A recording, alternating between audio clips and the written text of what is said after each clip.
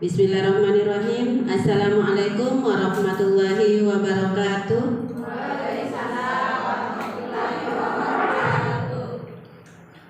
Yang saya hormati Ibu Kepala Sekolah SD 011 Sangatta Selatan beserta Bapak Ibu Dewan Guru beserta staf SD 011 Sangatta Selatan. Yang saya hormati Ibu Wiryanti Ningsih selaku narasumber kita pada pagi hari ini. Alhamdulillahirabbil alamin wassalatu wassalamu ala asyrafil anbiya'i wal mursalin sayyidina Muhammadin wa ala alihi wa sahbihi ajma'in. Amma ba'd. Marilah kita bersama-sama memanjatkan puji syukur kehadirat Allah Subhanahu wa taala karena pada pagi hari ini kita masih bisa diberi kesehatan, diberi kesempatan untuk menghadiri acara menyebarkan pemahaman dan penerapan pengalaman budaya positif yang insya Allah akan disampaikan oleh Ibu Wiryanti Ningsih. Salawat dan salam semoga senantiasa tercurahkan kepada junjungan kita Nabiullah Muhammad SAW, kepada keluarga beliau, sahabat beliau, serta umat-umat beliau yang senantiasa istiqomah di jalannya hingga yaumil akhir nanti. Amin amin ya rabbal alamin. Adapun susunan acara kita hari ini, yang pertama pembukaan, yang kedua menyanyikan lagu Indonesia Raya dan Mars Kutai Timur, yang ketiga sambutan kepala sekolah, yang keempat acara inti, yang kelima tanya jawab, dan yang keenam adalah penutup. Marilah kita buka acara kita pada hari ini dengan bersama-sama membaca basmalah. Bismillahirrahmanirrahim. Acara selanjutnya menyanyikan lagu Indonesia Raya dan Mars Kutai Timur. Hadirin dimohon untuk berdiri.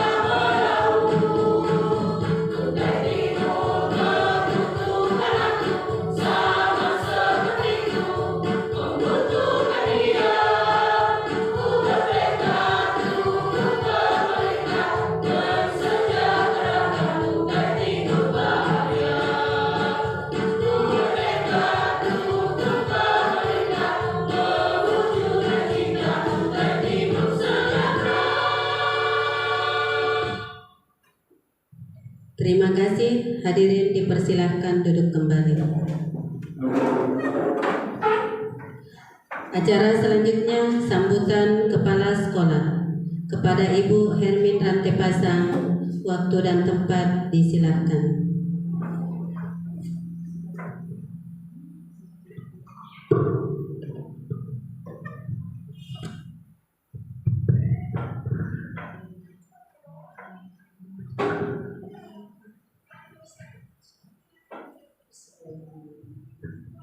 Assalamualaikum warahmatullahi wabarakatuh.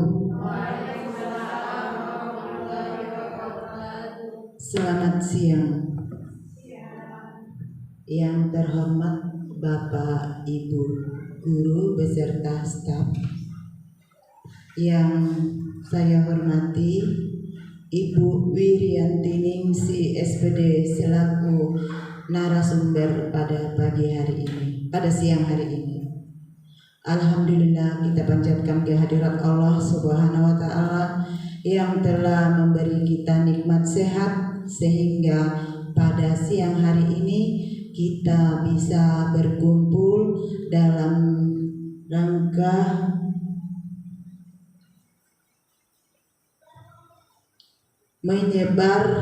menyebarkan pemahaman dan penerapan pengalaman budaya positif yang akan disampaikan oleh Ibu Wirianti Ningsi. Pada kesempatan siang ini ada beberapa hal yang akan saya sampaikan tentang guru penggerak.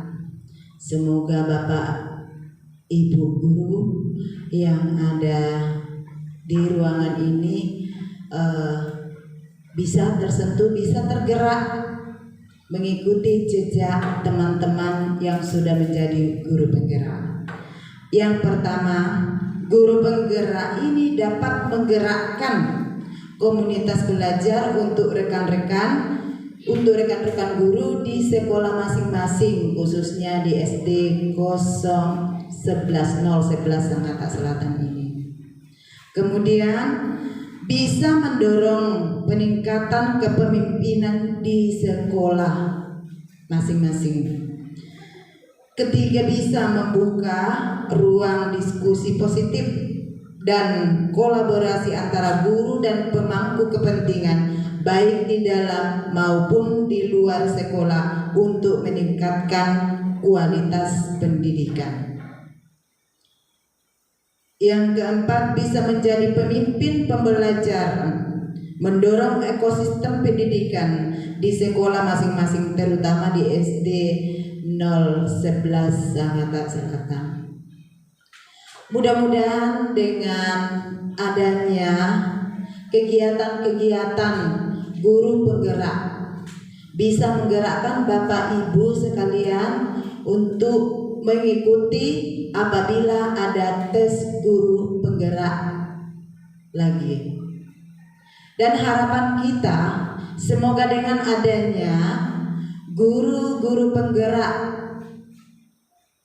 khususnya di SD 011 Sangatta Selatan ini, kemajuan pendidikan atau perkembangan pendidikan di SD 011 Sangatta ini sesuai dengan yang kita harapkan. Itu harapan saya selaku kepala sekolah. Mudah-mudahan Bapak Ibu tergerak untuk ikut menjadi guru penggerak demi kemajuan pendidikan yang ada di 011, khususnya umumnya di seluruh Indonesia. Itu ya Bapak Ibu.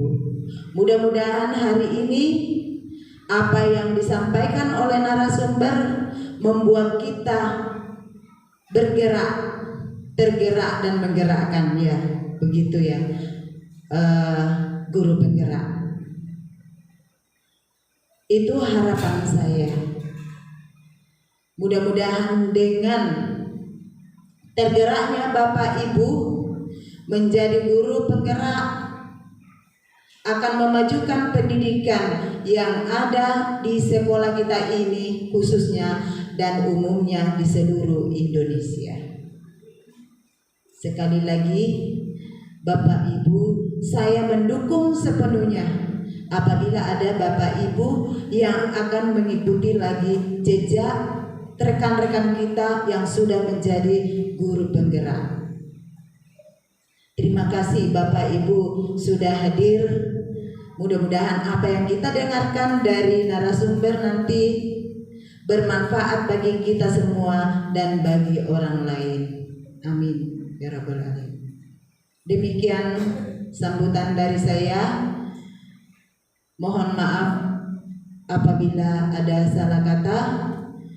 Akhir kata, Assalamualaikum warahmatullahi wabarakatuh. Selamat siang. Terima kasih disampaikan kepada Ibu Kepala Sekolah. Acara selanjutnya yaitu acara inti menyebarkan pemahaman dan penerapan pengalaman positif yang akan disampaikan oleh Ibu Wiryanti Ningsih SPD. Kepada Ibu Wiryanti Ningsih, waktu dan tempat disilakan.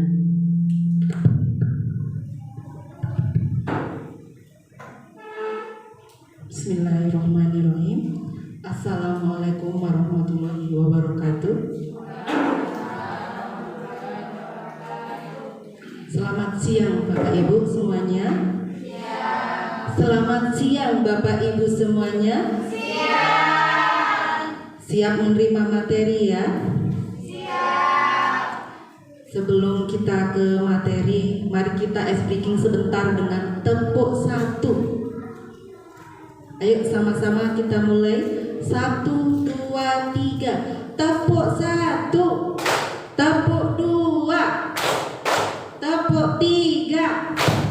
Tepuk 4. Tepuk 5.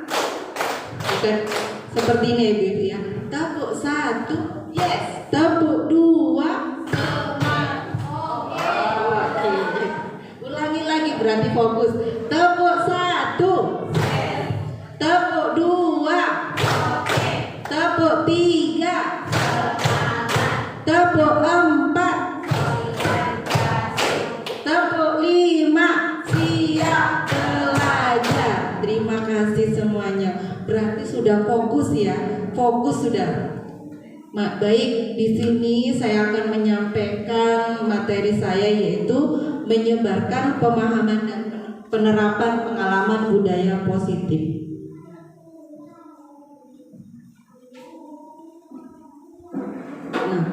Konsep inti budaya positif ada apa saja di situ? Ada perubahan paradigma, disiplin, nilai-nilai kebajikan, kebutuhan dasar, motivasi manusia, posisi kontrol guru, keyakinan kelas, segitiga restitusi. Itulah konsep inti budaya positif.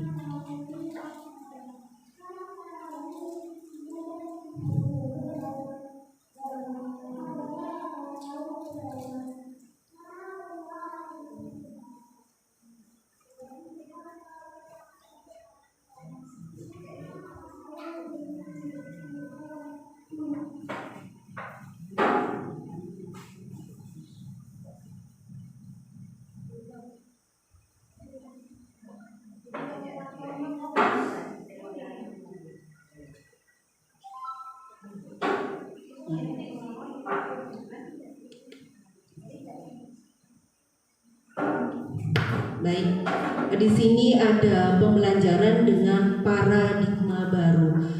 Apa sih itu paradigma baru? Paradigma baru adalah pembelajaran paradigma baru yang memfokuskan peserta didik sebagai pusat dalam kegiatan pembelajaran melalui siklus yang berkesinambungan. Pembelajaran paradigma baru memberi ruang yang lebih longgar kepada pendidik dalam menyusun perencanaan serta merumuskan asesmen yang sesuai dengan kebutuhan peserta didik. Biasanya kita sebelum tahun ajaran baru, biasanya kita akan melakukan apa di kelas? Asesmen. Fungsinya itu untuk apa asesmen, Ibu-ibu? Untuk apa? Sebelum pembelajaran tahun baru biasanya kita akan mengadakan asesmen. Untuk apa itu asesmen? Untuk mengetahui kebutuhan khusus siswa. Apalagi? Apa, Bu? Tolak ukur, minat dan bakat. Ada lagi?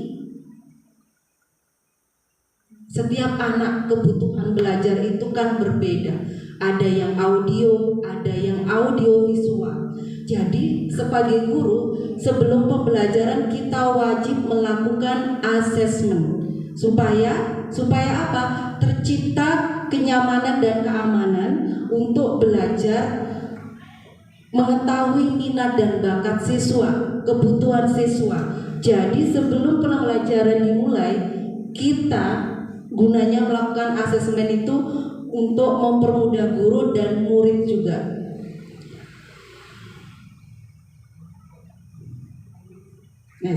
Nah, sekarang ada mikrosepsi tentang teori kontrol. Kenapa itu ada gambar orang ditusuk kunci? Itu kenapa? Itu fungsi kontrol guru untuk apa? Ikut mengontrol murid. Apalagi itu Ibu-ibu? Iya, kenapa? Ilusi bahwa semua penguatan positif efektif dan bermanfaat. Terus ada apa lagi? Ilusi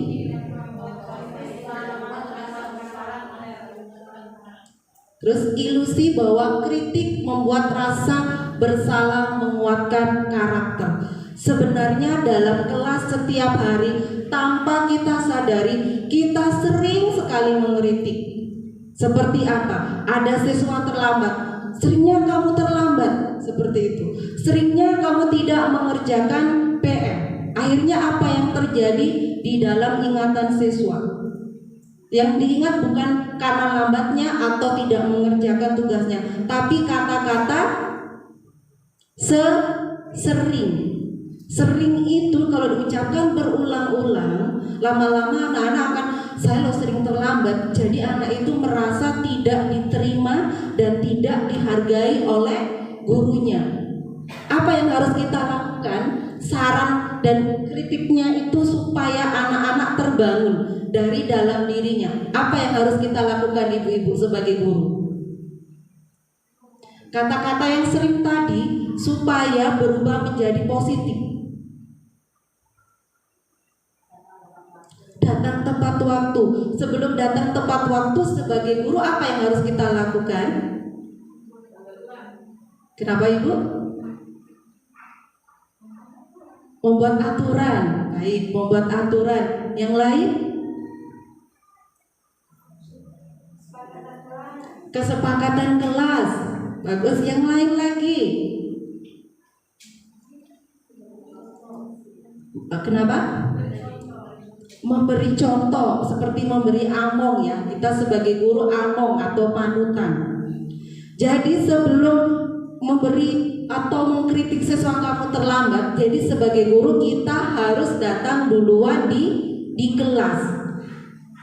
Itu kita memberi contoh dulu. Seperti apa? Guru digugulan ditiru. Berarti guru memberikan contoh terlebih dahulu sebelum apa?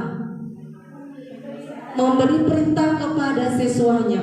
Berarti harus dimulai dari guru dulu, baru bisa. Ayo anak-anak, kenapa terlambat? Gurunya aja terlambat. Bagaimana kalau kita bilang kenapa terlambat? Gurunya datang terlambat. Maaf ya anak-anak, guru terlambat. Tadi guru ngobrol dulu di kantor gitu kan.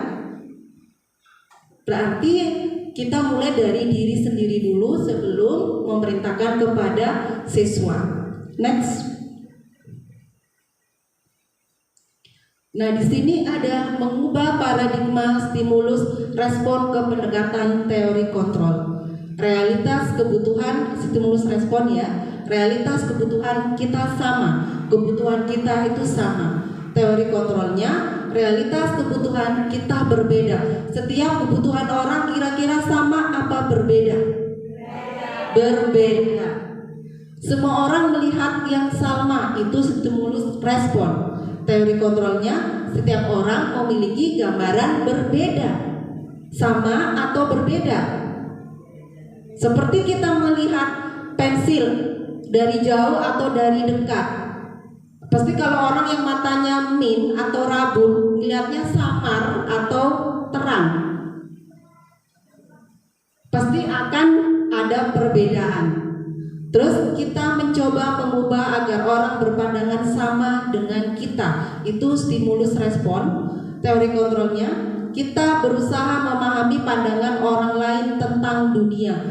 Bisa nggak kita memaksa orang lain supaya pandangannya sama dengan kita ketika menyelesaikan masalah? Bisa nggak kita memaksa seperti itu? Tidak bisa. Berarti setiap orang itu bisa mengontrol dirinya sendiri, ya. Perilaku buruk dilihat sebagai suatu kesalahan, itu stimulus respon.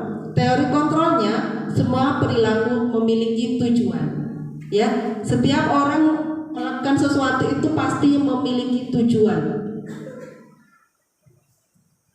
Orang lain bisa mengontrol saya, stimulus respon. Teori kontrolnya, hanya ada yang bisa mengontrol diri Anda.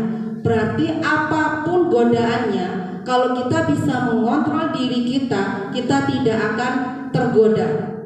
Jadi kita sebagai manusia harus punya pendirian yang kokoh dan teguh. Pemaksaan ada pada saat bujukan gagal, stimulus respon. Teori kontrol, kolaborasi dan konsensus menciptakan pilihan-pilihan baru. Bagaimana kalau kita punya ide, orang lain harus setuju sama kita, itu stimulus respon. Sedangkan teori kontrol, kita akan mengadakan kolaborasi atau musyawarah. Bagaimana kalau rencana liburan anak-anak nanti kita kemana? Itu akan lebih menyenangkan karena ada musyawarah atau kolaborasi daripada kita harus memaksa. Besok kita setelah lulus harus ke sini. Kesannya lebih enak mana? Stimulus respon atau teori kontrol? Yang kolaborasi. Yang kolaborasi. Model berpikir menang kalah, stimulus respon. Teori kontrolnya, model berpikir menang kalah, ya, win-win solution. Jadi kita kalau ada apa-apa lebih enak mikirkan sendiri atau ada orang lain yang membantu pemikiran kita dan pemasukan. Lebih enak ada orang lain. Jadi ada win-win solusi, sama-sama memberikan solusi. Next. Nah, di sini ada disiplin positif. Apa sih itu disiplin positif gitu kan? Kalau kita mendengar kata-kata disiplin biasanya agak serem duluan. Kalau bilang dengar kata disiplin. Padahal disiplin itu berasal dari bahasa Latin disiplinen yang artinya belajar. Makna asal dari kata ini berkonotasi dengan disiplin dari murid-murid Socrates dan Plato. Disiplin membuat orang menggali potensinya menuju sebuah tujuan apa yang dihargai. Namun dalam makna budaya kita, disiplin berubah menjadi sesuatu yang dilakukan seseorang untuk mendapatkan kepatuhan. Jadi disiplin kita yang bisa kita tanamkan kepada anak-anak itu kesannya memaksa.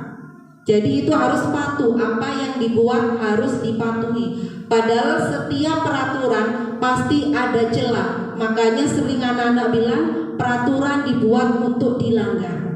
Nah, itu fungsi dari disiplin adalah kepatuhan kalau dengan cara yang negatif.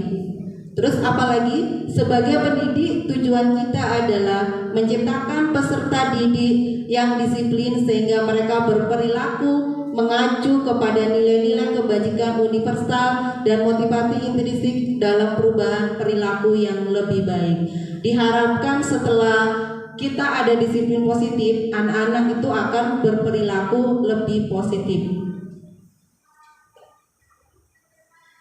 nilai-nilai kebajikan, nilai yang disepakati bersama bangsa, agama, bangsa maupun latar belakang. Ada profil pelajar Pancasila. Pasti di sini paham semua, sudah Ibu bawa gurunya.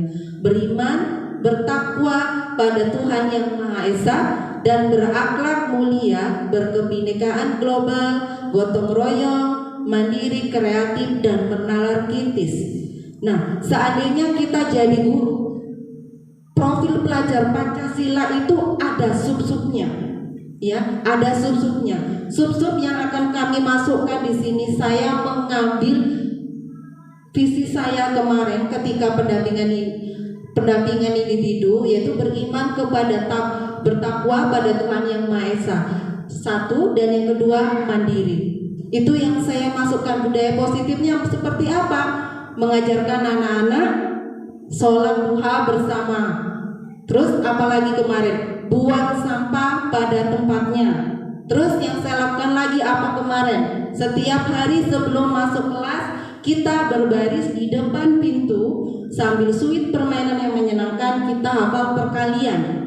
Ada lagi yang masih saya lakukan di kelas, yaitu setiap anak wajib mengisi buku karakter siswa yang ditandatangani guru agama, orang tua, dan guru mengajinya tentang jadwal ibadah mereka di rumah. Terus itu primary years program, toleransi, rasa hormat, integritas, mandiri, menghargai, antusias, empati, keinginan, kreativitas, kerjasama, percaya diri, dan komitmen. Sedangkan keterampilan hidup, life skill, dapat dipercaya, lurus hati, pendengar yang aktif, tidak merendahkan orang lain, dan memberikan yang terbaik dari diri sendiri. Kebutuhan dasar manusia ada 5. Apa saja itu kebutuhan dasar? Yaitu kebutuhan fisiologis, kebutuhan akan rasa aman, kebutuhan akan rasa memiliki dan kasih sayang, kebutuhan akan penghargaan, dan kebutuhan antar aktualisasi diri. Nah, 5 kebutuhan dasar itu ada apa saja? Bertahan hidup, kasih sayang dan diterima, penguasaan, kebebasan, kebahagiaan. Bertahan hidup seperti apa saja? Makanan, tempat tinggal, keamanan, dan kesehatan. Terus kasih sayang, rasa diterima, diperdulikan, berbagi, kerjasama, menjadi bagian dalam kelompok. Penguasaan, harga diri, keinginan untuk dianggap memimpin, prestasi diakui dan didengar. Kebebasan, mandiri, memiliki, mencoba hal-hal baru, mampu mengendalikan arah diri. Kebahagiaan, bermain, antusias, tertawa. Sekarang kita bertahan hidup. Ketika bertahan hidup, sudahkah kita ajarkan anak-anak di dalam kelas kita seperti apa itu bertahan hidup? Kalau rumah kita di dalam lingkungan sekolah, pakaian, berarti yang mereka gunakan harus menggunakan pakaian apa? Seragam. Terus keamanan di kelas itu yang seperti apa? Kita sebagai guru harus mampu memberi rasa aman dan nyaman. Berarti kita harus apa Bapak Ibu, supaya siswa merasa nyaman di dalam kelas. Bullying, tidak ada bullying. Berarti sebagai guru kita wajib setiap hari dan tidak bosan-bosannya mengingatkan tentang bullying dan bahayanya. Nah, terus kasih sayang dan diterima. Seperti apa itu contohnya kasih sayang dan diterima kalau di dalam kelas? Diperhatikan, apalagi menjadi pendengar yang baik, bagus, apalagi setiap anak itu berbeda. Ada kalau anak yang semakin diteriakin, dia semakin tidak mendengar. Berarti harus dengan cara apa itu Bapak Ibu? Dengan cara sentuhan. Sentuhan itu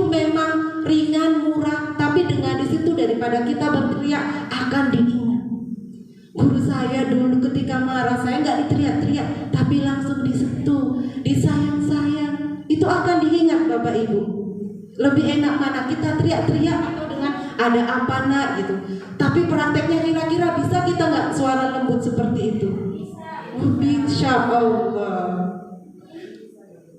Penguasaan harga diri. Coba, meskipun anak-anak di kelas, mereka tetap juga mempunyai harga diri. Seperti apa contohnya harga diri siswa itu? Kan guru juga pasti ada harga dirinya. Setiap anak itu memang sudah ada bakatnya memiliki harga diri. Seperti apa itu harga diri itu? Biasanya anak-anak itu pengen dihargai juga, bukan hanya gurunya saja. Membeli apresiasi seperti memberi jempol, ya, tepukan. Terus biasanya jangan lupa apa anak-anak bilang, anak-anak ngumpul tugas kita ucapkan terima kasih, senyum itu 5 kata aja. Dengan seperti itu sudah akan diingat sama anak-anak. Mereka seperti, oh guru saya menghargai gitu ya. Terus yang saya bisa lakukan biasanya meskipun supaya enak dilihat murid itu, kita good looking sedikit, jangan masuk ke kelas kita kunyel kucek gitu kan juga nggak enak dilihat. Sama aja kita tidak menghargai diri kita sendiri dan murid. Tapi kalau kita masuk kelas sudah buka senyum gitu kan, rapi gitu, jadi murid itu juga akan nyaman, merasa dihargai juga. Terus mandiri, memiliki pilih mencoba. Setiap anak itu pasti akan mau mencoba hal-hal baru, kebahagiaan. Sebelum kita belajar, bisa nggak kita memberi humor-humor yang lucu selain ice breaking supaya anak-anak tidak mengantuk? Bisa. Bisa nggak ketika belajar kita tidak hanya duduk di meja sama kursi guru saja. Sekali-sekali kita harus keliling. Supaya apa itu ibu-ibu? Tidak bosan. Selain tidak bosan, biasanya kita akan bertanya, selesai belum gitu kan? Jadi kita lebih paham, anak-anak ini nggak ngerjain tadi, ngobrol aja karena bisa atau ngantuk. Jadi kita cepat mengetahui. Jangan sampai ketika mengumpulkan tugas dia belum selesai. Karena apa? Gurunya asik aja di bangku. Kenapa? Kenapa kamu belum selesai? Langsung seperti itu. Padahal anak itu pengen gurunya datang dilihat, ibu saya itu juga pengen diperhatikan loh bu, seperti itu ya. Next.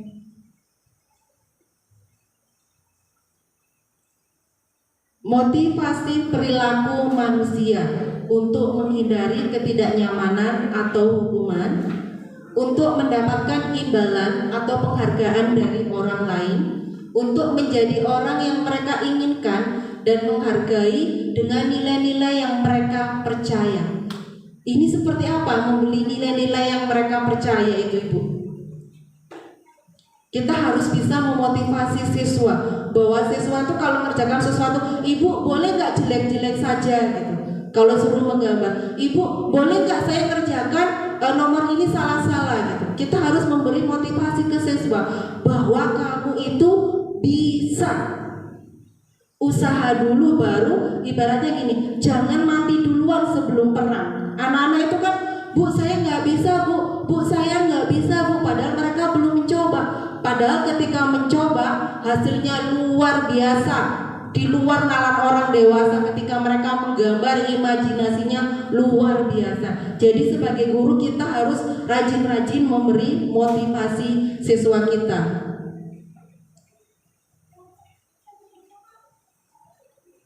Nah, di sini ada hukuman, konsekuensi, restitusi.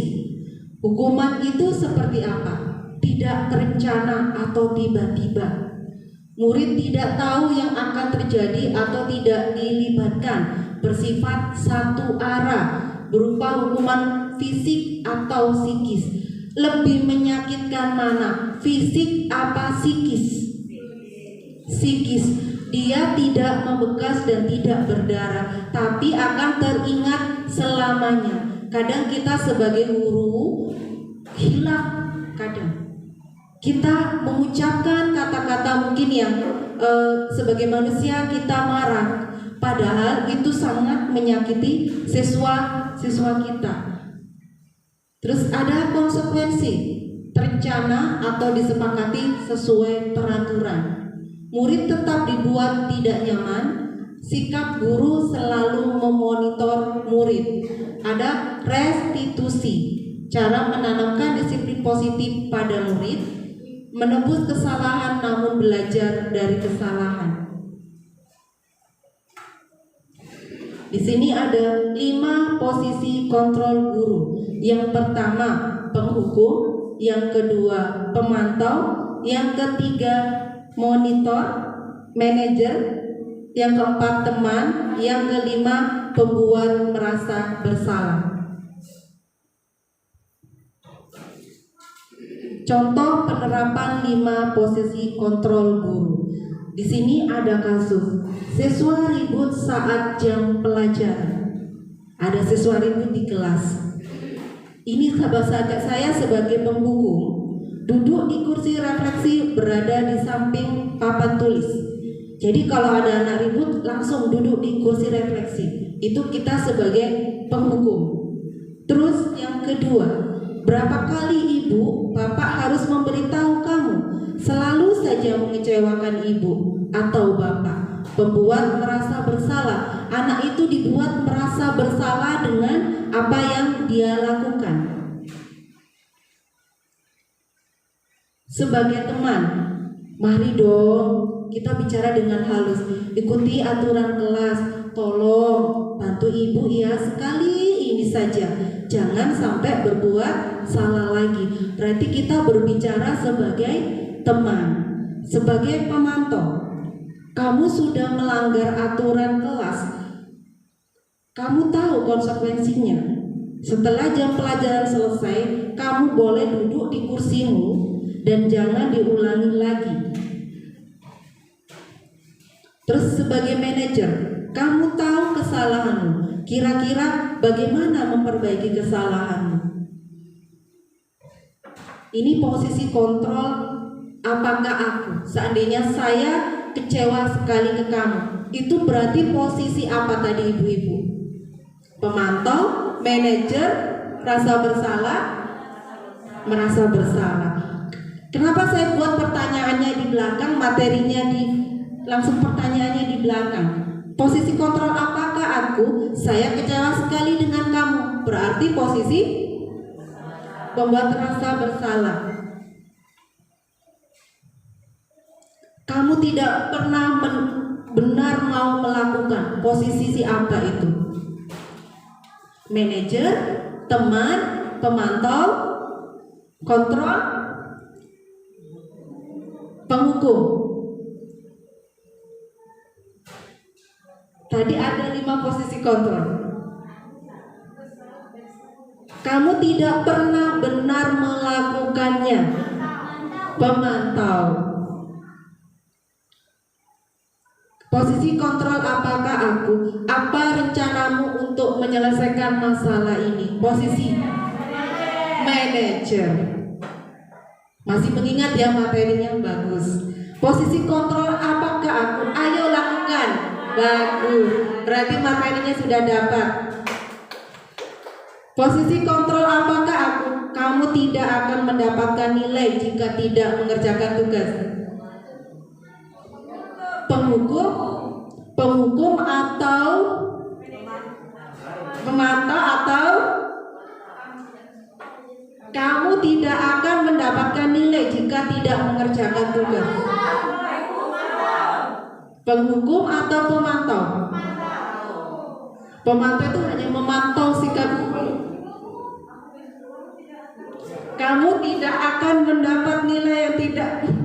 Kamu tidak akan mendapat nilai jika tidak mengerjakan tugas. Penghukum. Tepuk tangan.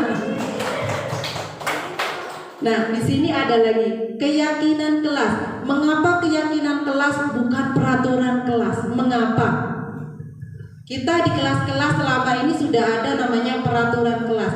Mengapa peraturan kelas kok bukan keyakinan kelas?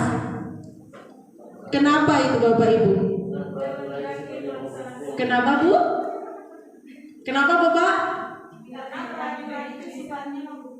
Menghukum. Penghukum apa? Kenapa keyakinan kelas? Mengapa bukan peraturan kelas? Kita selama ini sudah ada peraturan kelas, sudah ada. Agar yakin, meyakini. Kenapa? Karena kalau yakin itu kan percaya. Jadi kalau keyakinan dia percaya kalau bisa melakukan itu semua. Kalau bisa melakukan itu semua.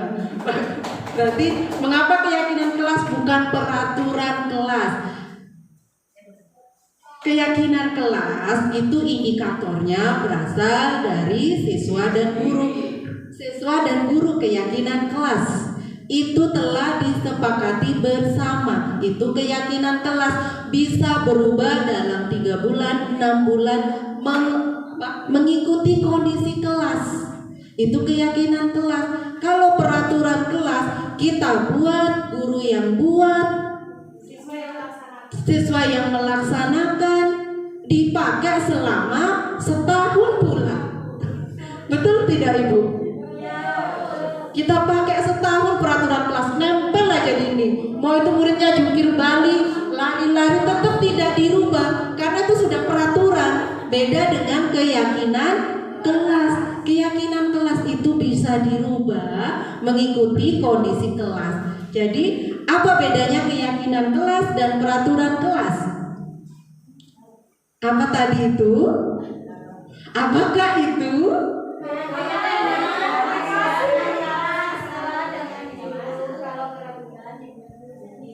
Bagus. Jadi paling tidak apa yang saya sampaikan masuk Bapak Ibu. Masuk, terima kasih. Tepuk tangan. Nah, di sini ada pembentukan keyakinan kelas yang kami buat bersama siswa-siswa. Sebelum muncul berdoa, sebelum dan sesudah belajar, ini sudah positif. Kalau dirubah ke kalimat negatifnya seperti apa ya kira-kira? Sebelum berdoa, sebelum dan sesudah belajar. Ini sudah positifnya. Kalau negatifnya seperti apa? Kita rubah jadi peraturan. Kalau ini keyakinan. Jangan lupa berdoa. Itu adalah negatifnya. Kata-kata jangan itu dibuang menjadi kalimat yang positif. Berdoa sebelum dan sesudah belajar. Piket kelas sesuai jadwal, itu sudah positif. Di negatifnya bagaimana? Oh, rajin hadir piket. Pokoknya yang kata negatif itu adalah peraturan kelas yang pakai jangan, tidak boleh, itu adalah peraturan kelas. Kalau keyakinan kelas lebih abstrak, jadi mudah diingat, lebih menyentuh ke anak-anak. Jujur, disiplin, percaya diri. Kalau kalimat negatifnya, tidak boleh berbohong, tidak boleh mencontek, tidak boleh malu.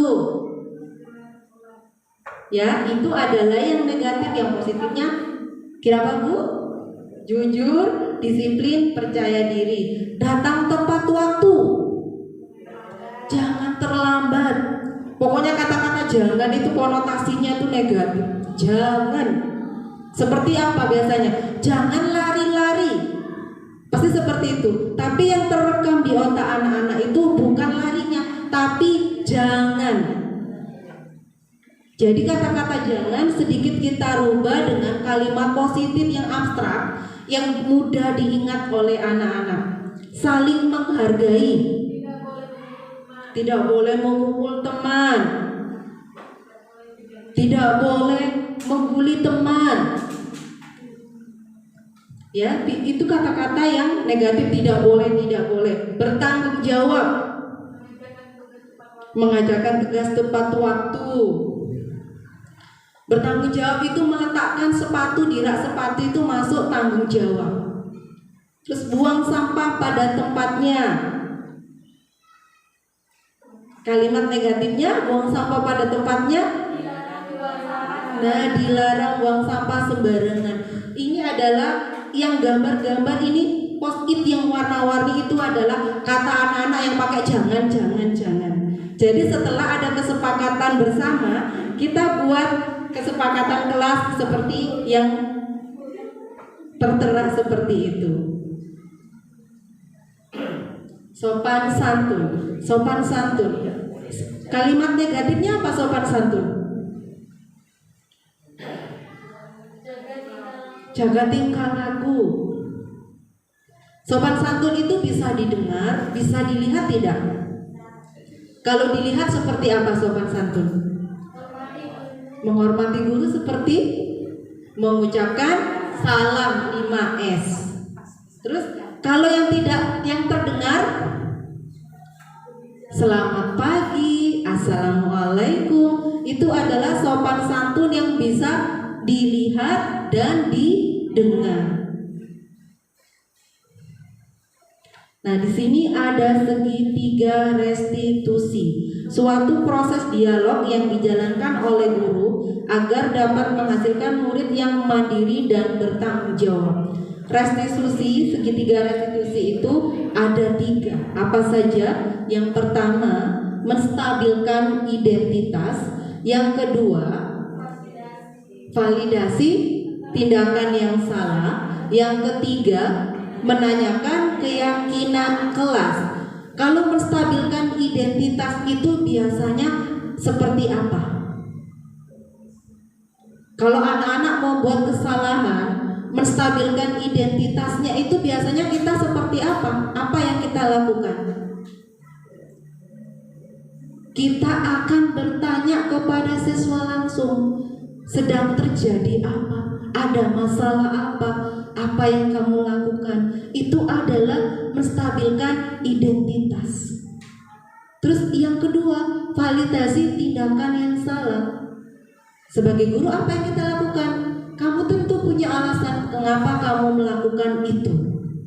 Terus adakah cara yang lebih efektif untuk mendapatkan apa yang kamu butuhkan? Kita memvalidasi siswa. Terus yang ketiga apa? Menanyakan keyakinan kelas. Keyakinan kelas apa yang telah kita sepakati? Kamu yang menjadi orang seperti apa? Jadi kita pertanyakan, anak-anak ini melakukan kesalahan, apakah dia sadar bahwa dia sudah melanggar kesepakatan kelas yang telah dibuat? Jadi sebagai guru kita harus wajib mengetahui segitiga restitusi. Ini ada contoh kasus di kelas. Di murid kami, anak kelas 3, ada satu anaknya gemesan atau apa saya nggak tahu, suka nyium temannya. Nyiumnya sesama laki-laki. Tapi dia dianggapnya bermain-main, Bapak Ibu. Dia tuh kalau bermain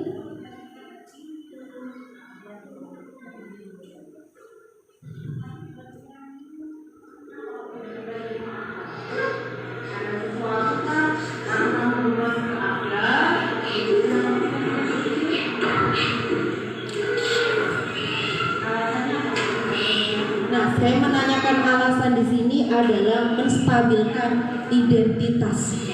Kenapa dia melakukan seperti itu?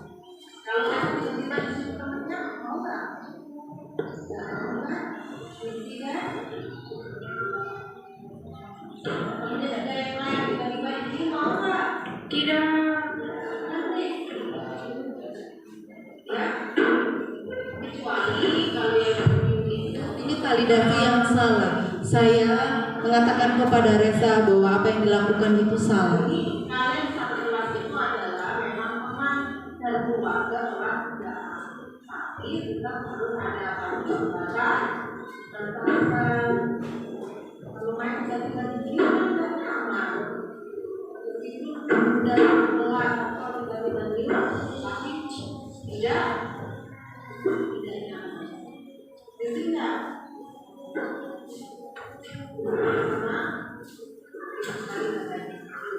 Hari ini dan kapan kemarin pernah, kemarin pernah. Mungkin rasa sayangnya Reza ke Abel itu sama teman kita lama-lama juga kalau main film itu. Mungkin nanti kalau gemes Reza bisa jadinya maka karena kalau sampai di rumah kalau ibunya rumah saya ibunya terima kasih sudah masakan saya hari ini untuk sayangnya Reza kepada ibu. Kalau pada temannya boleh nggak dilakukan? Kenapa tidak boleh?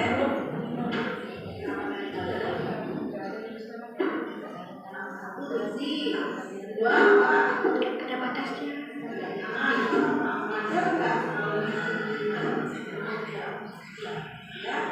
Paham ya? Kalau diulangi tidak? Ya. Nanti kalau diulangi, bagaimana kalau Reza diberi kursi? Yang ketiga yaitu menanyakan keyakinan kelas. Berarti yang dia langgar itu adalah tidak menghargai temannya.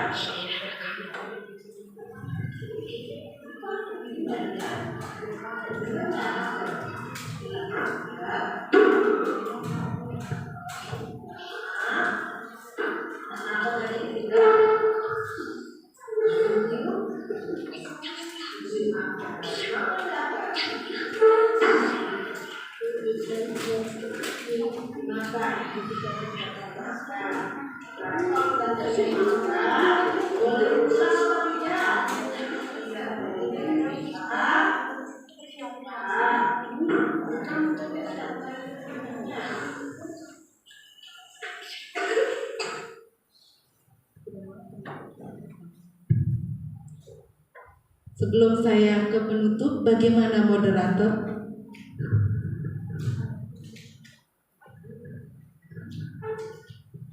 Baik, kita ke penutup dari presentasi.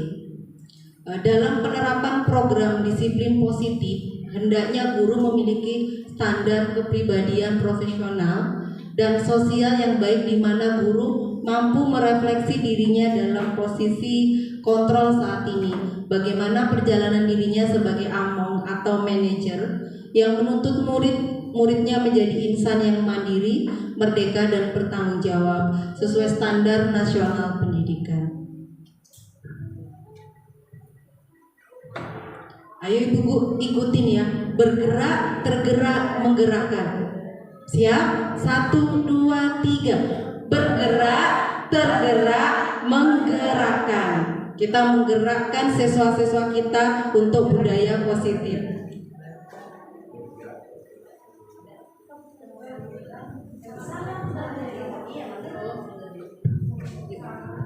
Mungkin materi yang bisa saya sampaikan sampai di sini. Kalau ada pertanyaan, silakan. Ayo Bapak Ibu, siapa tahu ada yang ingin ditanyakan.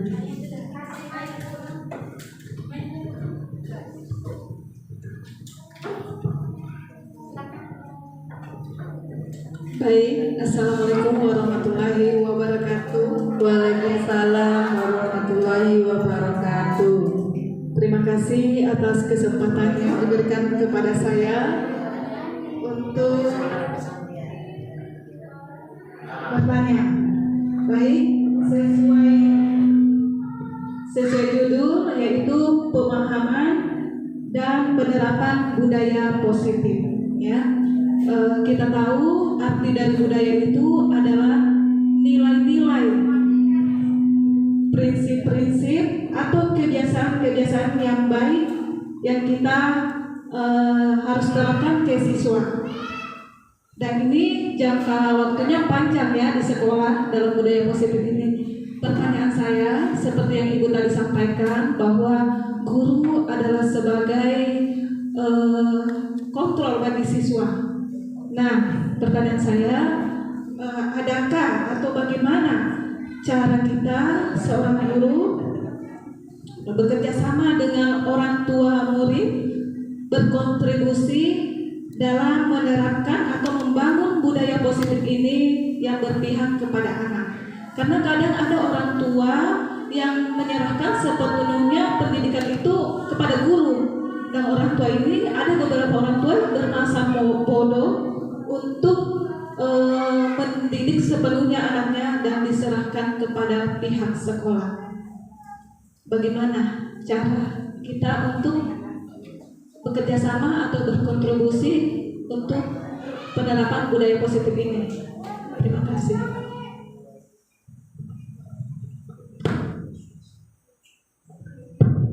Baik, terima kasih pertanyaannya Ibu Kurnia.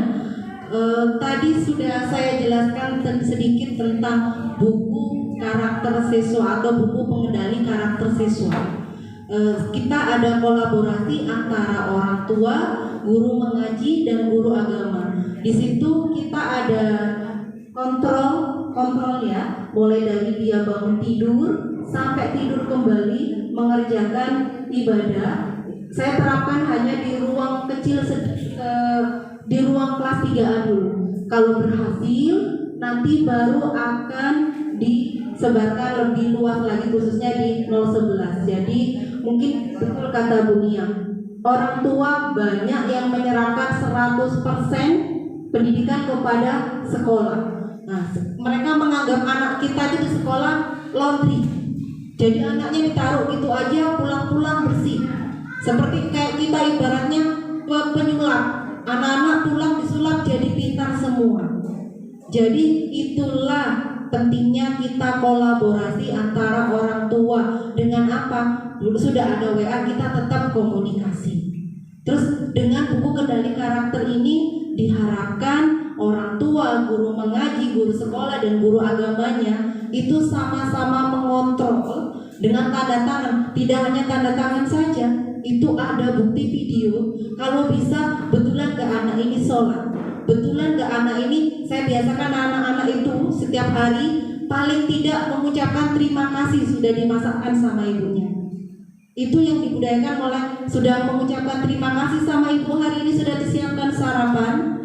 Jadi mungkin hal kecil dulu karena kita masih kelas rendah untuk budaya positif yang mungkin untuk jenjang yang tinggi itu masih belum bisa diterapkan. Jadi mungkin ucapan-ucapan kalimat yang ajaib tadi itu saya laksanakan, maksudnya sama buku kendali karakter itu yang supaya ada kerjasama dengan orang tua, bahwa anak ini di sekolah tadi belajar ini, terus sampai di rumah, oh anak ini sudah ibadah, sudah belajar Bu, ini bukan hanya tanda tangan masih bisa kadang orang tua nggak dibaca apa itu yang diperintahkan di buku kendali.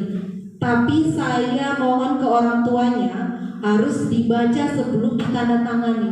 Anaknya betul-betul melakukan atau tidak. Ya mudah-mudahan karena ini masih proses belum 100% dilaksanakan. Jadi mungkin ada kendala-kendala, mungkin orang tuanya yang nggak nyimak. Kadang kalau ditelepon ibu, tolong anaknya ditandatangani buku ini. Kadang ditelepon sampai angkat berkali-kali itu ada.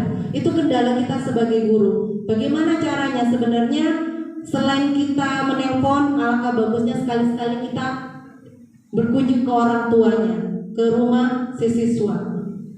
Seperti itu sebenarnya kerjasama yang bisa kita lakukan, yaitu selain kita ada media WA tadi, buku kontrol tadi, kita harus sering juga, paling tidak enggak setiap hari atau setiap bulan, paling tidak ada kalau ada kesempatan siswa tidak masuk sekolah atau apa, kita berkunjung ke rumahnya supaya kita mengetahui sumber masalah kenapa anak ini tidak sekolah, kenapa anak ini tidak mengerjakan tugas. Nah, seperti ada umpan balik antara orang tua dan guru, biar sama-sama saling membutuhkan gitu, saling bekerja sama, bahwa anak yang kita didik ini adalah kalau di sekolah anak kita, kalau di rumah adalah anak orang tuanya. Jadi sama-sama anak kita harus kerjasama untuk membuat anak ini berpikir positif, berdisiplin positif.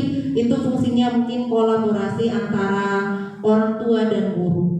Dan kita harus sering tanamkan juga kepada orang tua, waktunya anak-anak itu lebih banyak di rumah daripada di sekolah. Jadi fungsinya orang tua di rumah itu juga harus bisa jadi kontrol dan juga jadi among untuk anaknya. Bagaimana Bu ya? Baik, terima kasih. Jadi ada ini ya buku penghubung, WA, pengendali karakter siswa dan komunikasi terus secara langsung. Iya. Baik, terima kasih Bu Widiati. Terima kasih. Ada yang lain bertanya?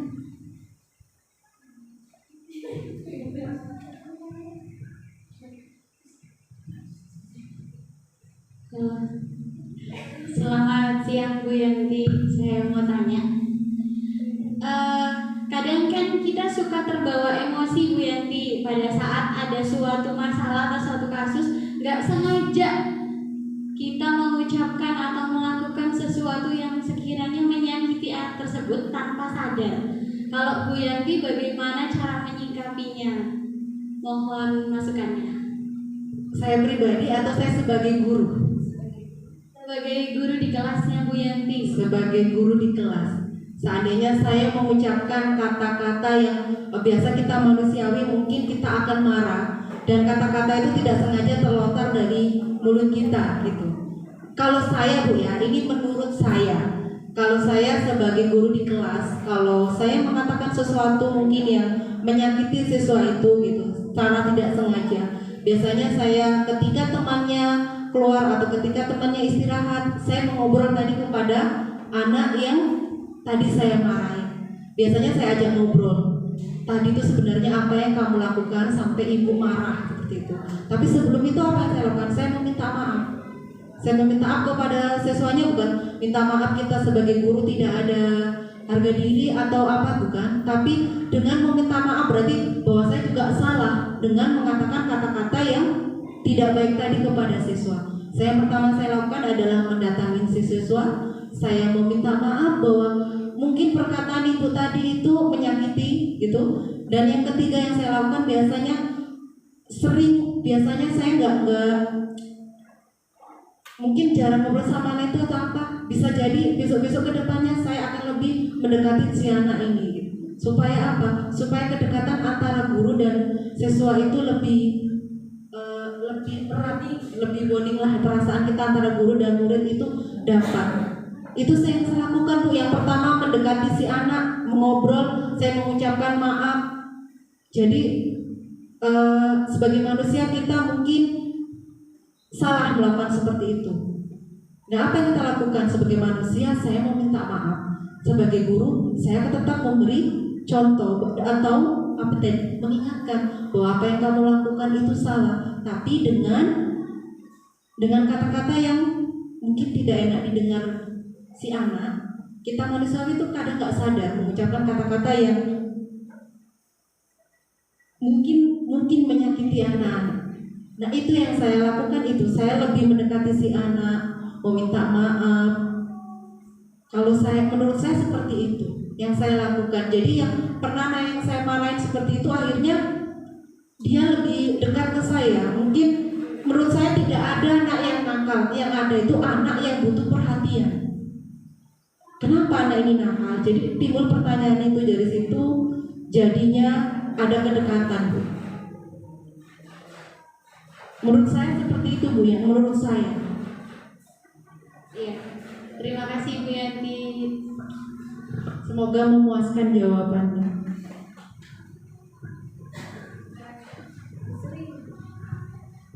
Ayo, ada pertanyaan lagi atau mungkin ada yang mau berbagi pengalaman yang bisa ditanyakan Bu Yuan, ada yang mempunyai cara lain selain Bu Yanti bisa disampaikan.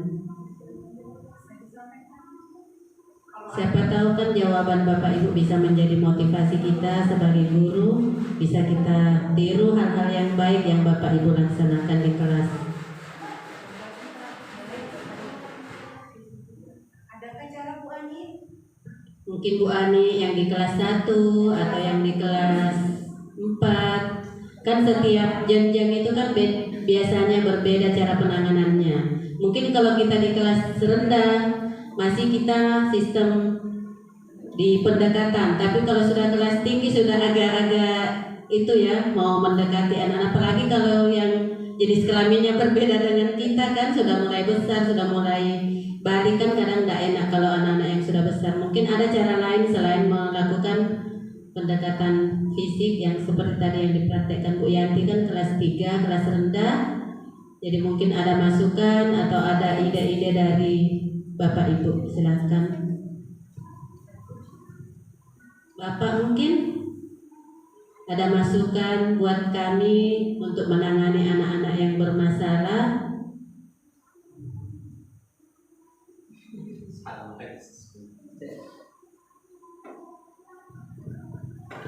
Baik, terima kasih.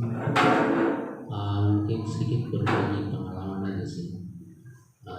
Kalau kita melihat dari anak-anak itu, kata Bu Yanti tadi, anak-anak itu tidak ada yang nakal, namun pada nyatanya kelihatan nakal ya.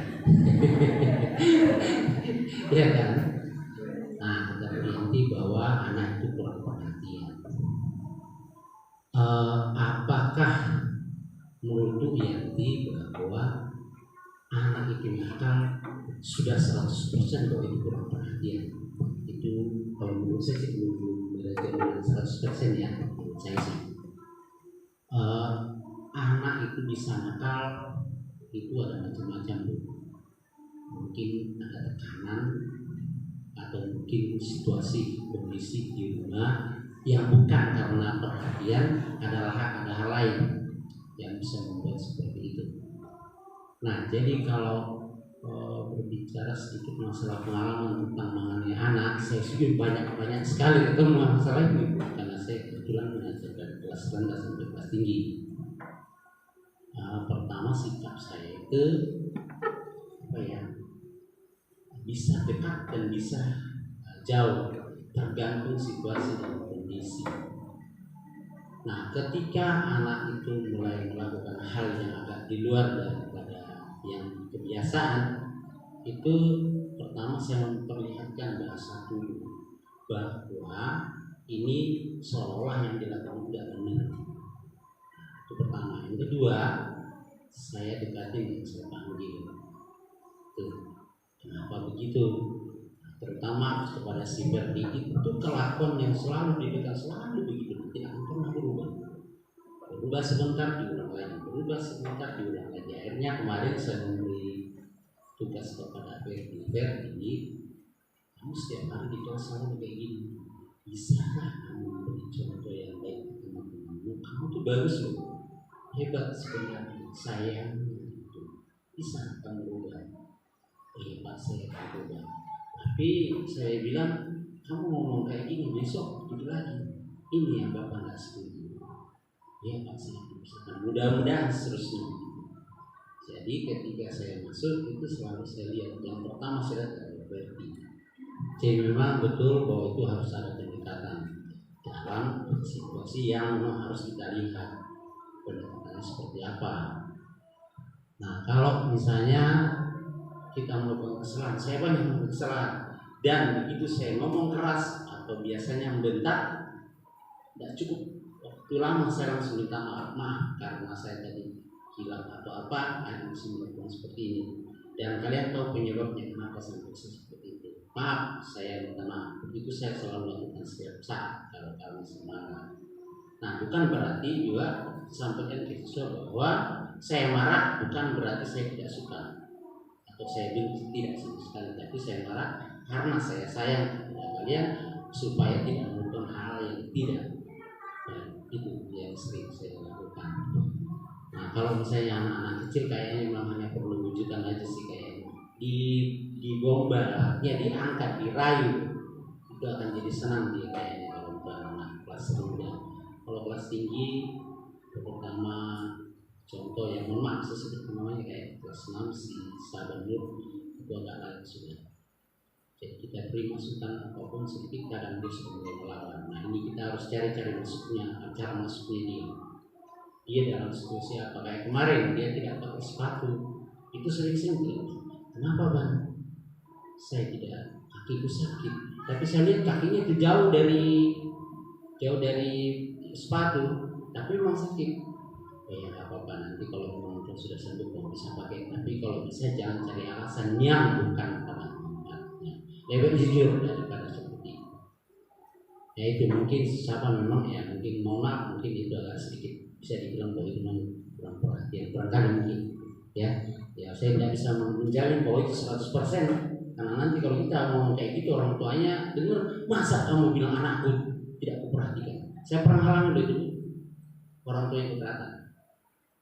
Nah itu barangkali jadi memang harus lihat situasi dan kondisi kayak apa kita harus nyampein ke siswa, kayak apa harus kita ngomong, ya takut dengan sampai kayak gitu barangkali sedikit maksudnya aja sebenarnya.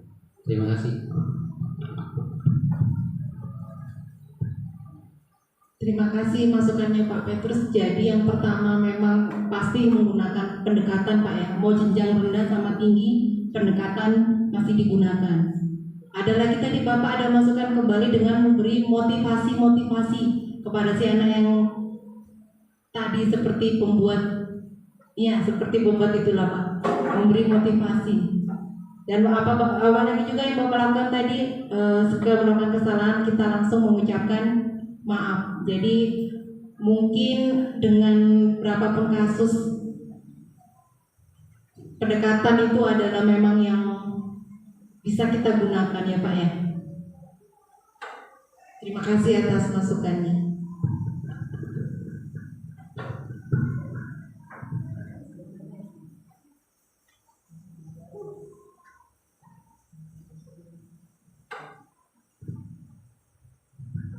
Terima kasih Bapak. Jadi mungkin secara tidak langsung sebenarnya kita semua guru itu seperti Bapak tadi kan memanggil terus diajak berbicara baik-baik. Nah itu sudah sebenarnya mempraktikkan restitusi sebenarnya. Cuma kita belum tahu namanya karena kami saja yang sudah mungkin kayak Bapak kan sudah puluhan tahun menjadi guru, tapi belum tahu namanya restitusi. Nah alhamdulillah setelah disampaikan tadi Bu Yanti tentang restitusi, oh ternyata kita itu sudah melakukannya tapi belum tahu namanya ya.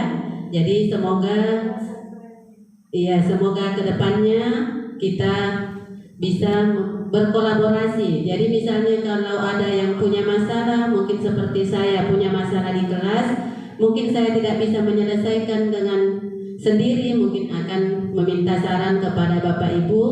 Jadi mohon kiranya bersedia seandainya nanti saya meminta saran dari Bapak Ibu, atau mungkin Bapak Ibu guru yang lain juga ada yang meminta saran kepada saya atau kepada Bu Yanti dan kepada Ibu Kepala Sekolah. Insya Allah kami siap untuk berkolaborasi demi kemajuan sekolah kita. Dan karena tujuan sekolah kita sekarang adalah untuk peserta didik dan peserta didik. Jadi mari kita semua semangat dan terus semangat untuk memajukan sekolah kita dan menjadikan anak didik kita sebagai siswa yang berkarakter profil pelajar Pancasila.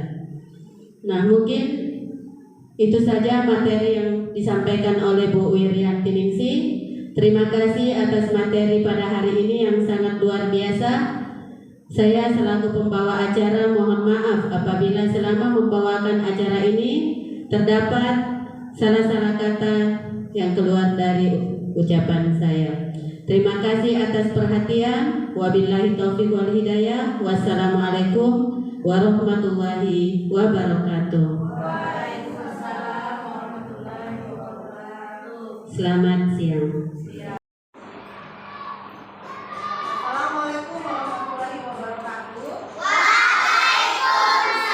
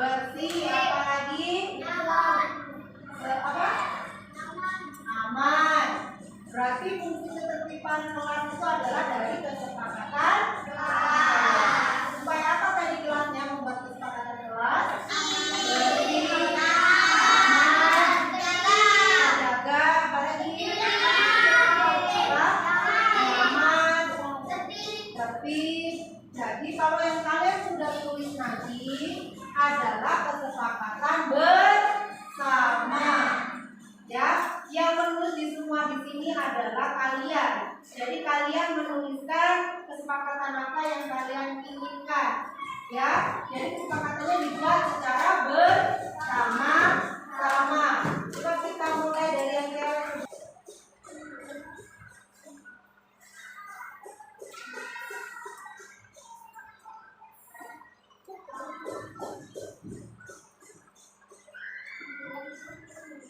Nabil.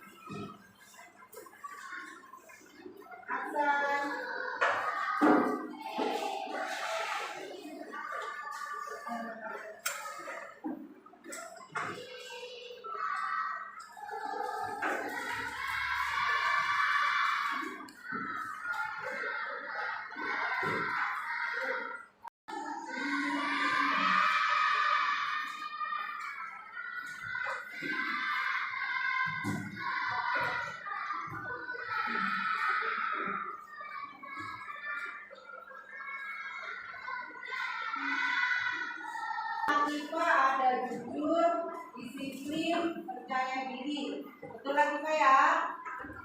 Yang ini bertanggung jawab, melodi, tiket kelas, Nurul, sopan santun, Aisyah.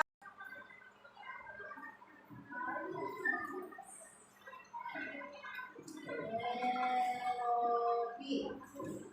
Ya. Ada yang sudah ada post-it ya? Kalau yang sudah ada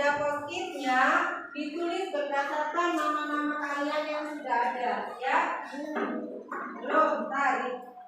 Yang belum tolong ke depan sini.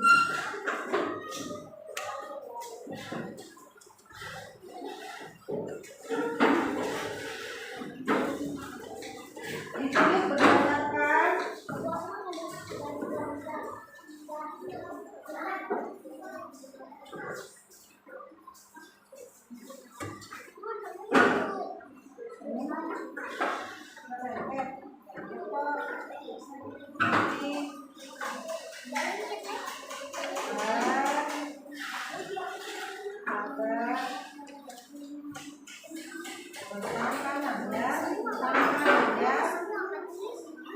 enggak, ditulis yang ada namanya saja.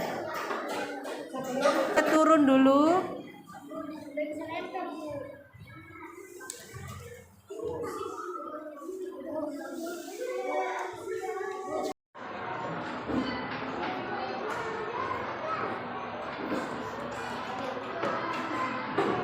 banyak terima kasih karena kesepakatannya telah dibuat. Ibu Ayu sampai di sini. Wassalamualaikum warahmatullahi wabarakatuh.